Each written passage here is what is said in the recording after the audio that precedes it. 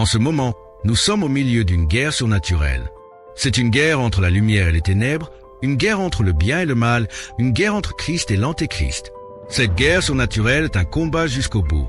Ce n'est pas une question de se fatiguer ou de s'épuiser. Nous ne faisons pas cela avec notre propre force, mais avec la force de Dieu. Saint Paul pousse ce cri de guerre. Revêtez-vous de l'armure complète de Dieu. C'est un commandement, pas une suggestion. C'est pour votre bien. Soyez forts dans le Seigneur et dans la force de sa puissance. Et elle dit, revêtez-vous de l'armure complète de Dieu afin de pouvoir tenir ferme contre les ruses du diable.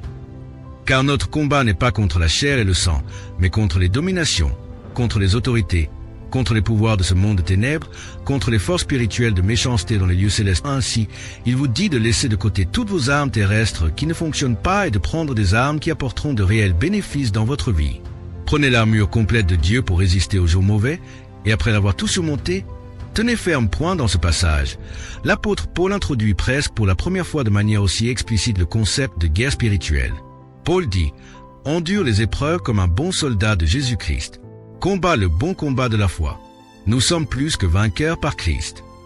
Saint Paul dit dans Colossiens 2h15 qu'à la croix, Jésus a désarmé les puissances et les autorités et les a publiquement exposées en triomphant d'elles.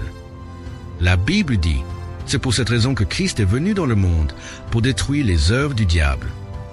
Le message est clair, Christ est allé à la croix pour vaincre Satan.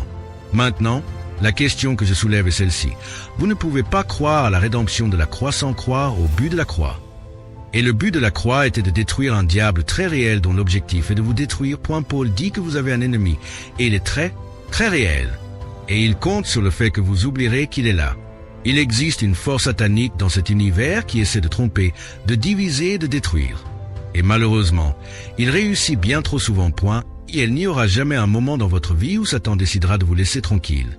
Mais la vérité, c'est que la même Bible qui vous dit qu'il y a un Dieu réel vous dit aussi qu'il y a un diable réel, avec des forces démoniaques, hautement organisées, totalement impitoyables, consacrées à vous détruire. Ces puissances démoniaques attaqueront votre esprit, votre corps, votre mariage, vos finances, vos enfants, vos relations et même votre église. Mais ce n'est pas votre conjoint qui est le problème. Il y a un ennemi. Ce n'est pas votre patron qui est le problème. Il y a un ennemi. Ce n'est même pas votre propre trouble intérieur qui est le principal problème. Il y a un ennemi qui cherche à semer la dissension et la division, la jalousie et l'envie pour vous priver de la paix du cœur et de l'esprit. Paul veut que vous compreniez à quel point l'ennemi est stratégique. Car il dit, l'ennemi complote contre vous. Satan vous attaque parce que vous êtes un enfant de Dieu et il déteste la propriété de Dieu. Il vous attaque parce que vous êtes la lumière du monde et il est le prince des ténèbres. Vous n'avez qu'une chance de survie.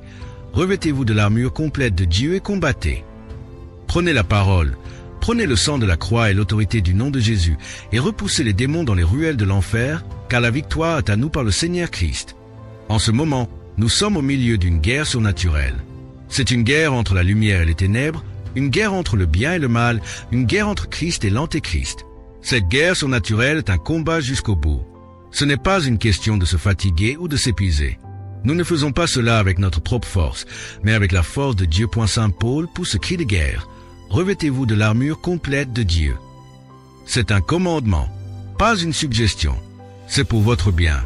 Soyez forts dans le Seigneur et dans la force de sa puissance. Et elle dit, revêtez-vous de l'armure complète de Dieu afin de pouvoir tenir ferme contre les ruses du diable.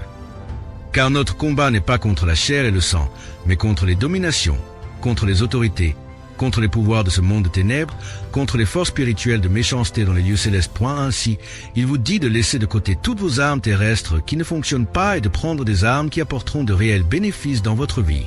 Prenez l'armure complète de Dieu pour résister aux jours mauvais, et après l'avoir tout surmonté, tenez ferme dans ce passage. L'apôtre Paul introduit presque pour la première fois de manière aussi explicite le concept de guerre spirituelle. Paul dit, endure les épreuves comme un bon soldat de Jésus-Christ. Combat le bon combat de la foi. Nous sommes plus que vainqueurs par Christ. Saint Paul dit dans Colossiens 2h15 qu'à la croix, Jésus a désarmé les puissances et les autorités et les a publiquement exposées en triomphant d'elles. La Bible dit, c'est pour cette raison que Christ est venu dans le monde, pour détruire les œuvres du diable. Le message est clair, Christ est allé à la croix pour vaincre Satan. Maintenant, la question que je soulève est celle-ci. Vous ne pouvez pas croire à la rédemption de la croix sans croire au but de la croix. Et le but de la croix était de détruire un diable très réel dont l'objectif est de vous détruire. Paul dit que vous avez un ennemi, et il est très, très réel. Et il compte sur le fait que vous oublierez qu'il est là.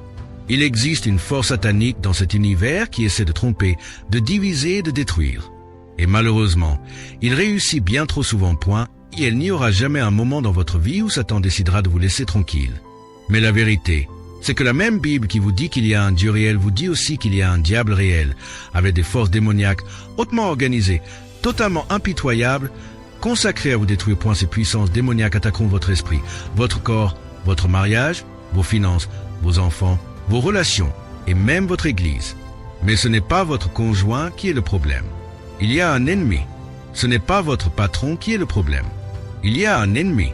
Ce n'est même pas votre propre trouble intérieur qui est le principal problème.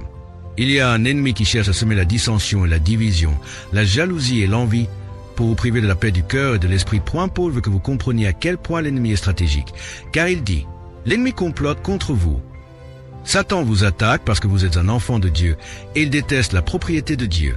Il vous attaque parce que vous êtes la lumière du monde et il est le prince des ténèbres. Vous n'avez qu'une chance de survie. Revêtez-vous de l'armure complète de Dieu et combattez. Prenez la parole, prenez le sang de la croix et l'autorité du nom de Jésus et repoussez les démons dans les ruelles de l'enfer, car la victoire est à nous par le Seigneur Christ.